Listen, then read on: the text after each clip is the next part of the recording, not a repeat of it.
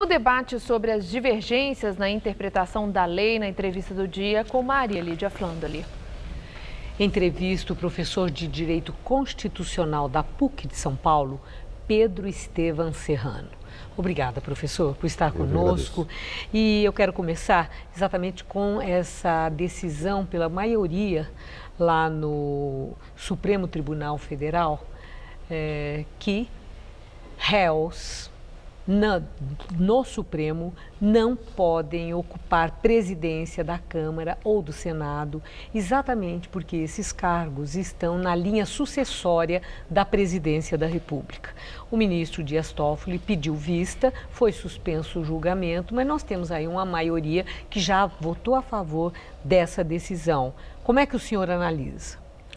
É direito do ministro Dias Toffoli.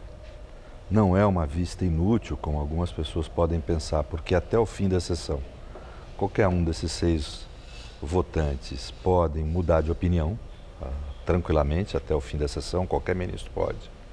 É uma questão extremamente polêmica.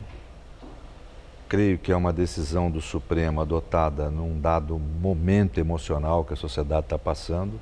A meu ver, pessoal, não foi a decisão mais adequada. Nós estamos numa situação muito estranha em que um presidente da República pode ser eleito tendo uma infinidade de processos contra ele, desde que ele não tenha sido julgado em segundo grau por um colegiado, né, pela lei do ficha limpa. Então você pode eleger um presidente da República sendo processado, mas não pode ter alguém na linha sucessória que o substitua ocasionalmente sendo processado. Então me parece uma incongruência e mais do que isso. Há um valor na ordem jurídica constitucional que é o da coisa julgada. A pessoa só pode ser considerada culpada, só ter a sua vida atravessada pelo ônus de uma condenação após o trânsito em julgado.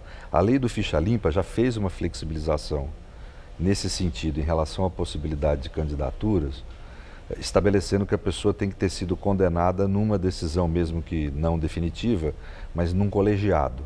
Agora nós temos o conceito de que basta a pessoa ser processada, o que é o juízo de acusação é um juízo muito primário. Mas no Supremo, né? No caso, é no Supremo que é a instância superior. Sim, mas ele não foi julgado ainda. Não foi como no caso, foi julgado por um colegiado, mas é réu sendo julgado na última instância, que é o Supremo. Que é a primeira dele também, porque é um foro dele. privilegiado, tem a característica. O Supremo atua aí como foro único. E o juízo de acusação é um juízo parcial, né? Agora, nós estamos num momento da sociedade em que há um ambiente que é afetivo, coletivo, de um certo natural e, vamos dizer, absolutamente justificável ódio com relação a certos comportamentos inadequados das pessoas que exercem função política. Mas esse afeto não deve governar as decisões judiciais. Quem deve governar as decisões judiciais é a nossa Constituição.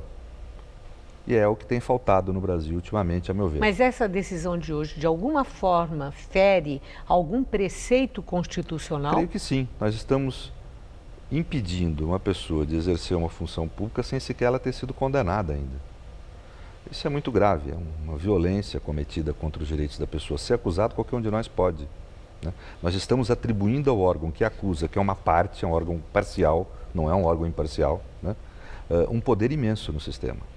Isso é absolutamente inadequado com os valores de um Estado democrático de direito. Agora, professor, uma outra questão são as prisões cautelares. O senhor mesmo tem escrito sobre isso, eu acompanho seu trabalho, e advogados, principalmente das pessoas que são denunciadas pela Lava Jato, têm reclamado muito sobre as prisões cautelares por ignorarem a presunção de inocência.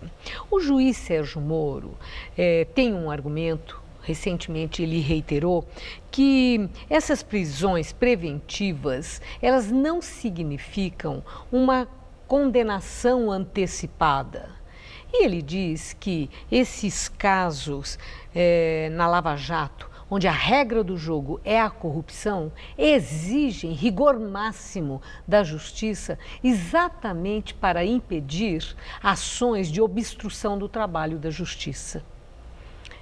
Existe amparo legal para esse argumento do juiz Sérgio Moro? Olha, eu respeito imensamente o ponto de vista não só do juiz Moro, como de grande parte das instituições nossas que estão atualmente eu diria que até no mundo, com essa visão que a gente pode chamar de punitivista, ou seja, que acreditam que o aprisionamento a priori é uma forma mais útil para a sociedade do que o responder o processo em liberdade ou do que um asseguramento mais amplo das garantias fundamentais dos direitos humanos. Eu divirjo desse ponto de vista.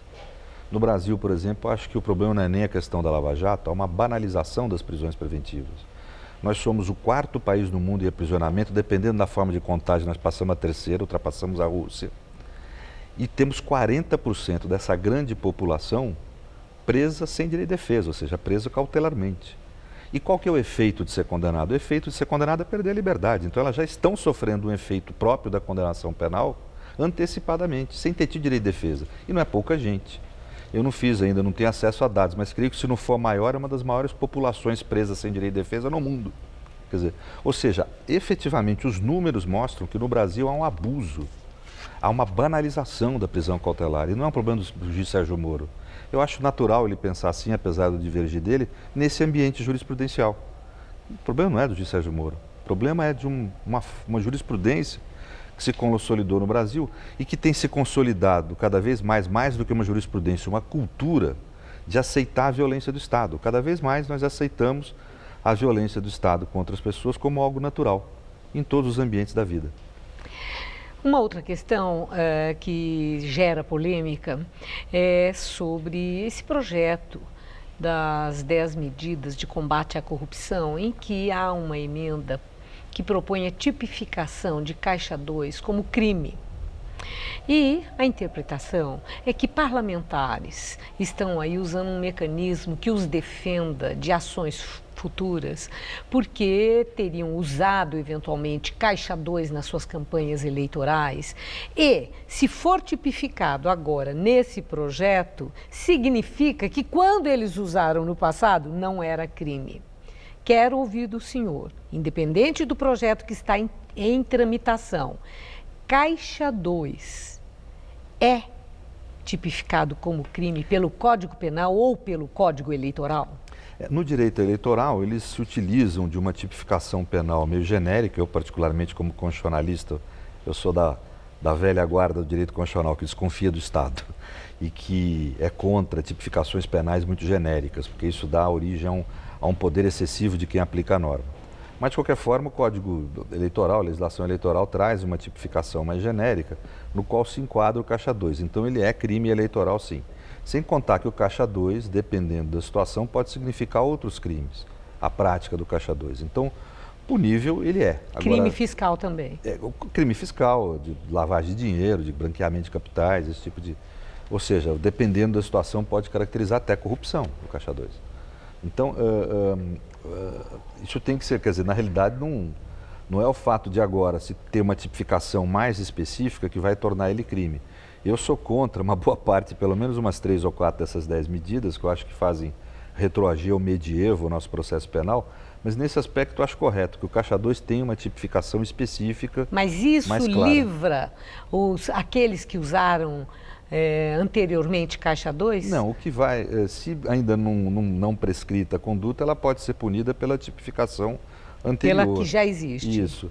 E aí só uma anistia aprovada pelo Congresso, por lei, poderia, vamos dizer, isentar essas pessoas. Que é outro assunto polêmico, que é um outro tema. Porque a anistia muita gente também entende como estímulo às pessoas agirem com a margem muito ampla de irregularidades. Sim, né? Sem dúvida. Bom, eu agradeço muito seus esclarecimentos, professor. Muito obrigada, boa noite. Muito obrigado.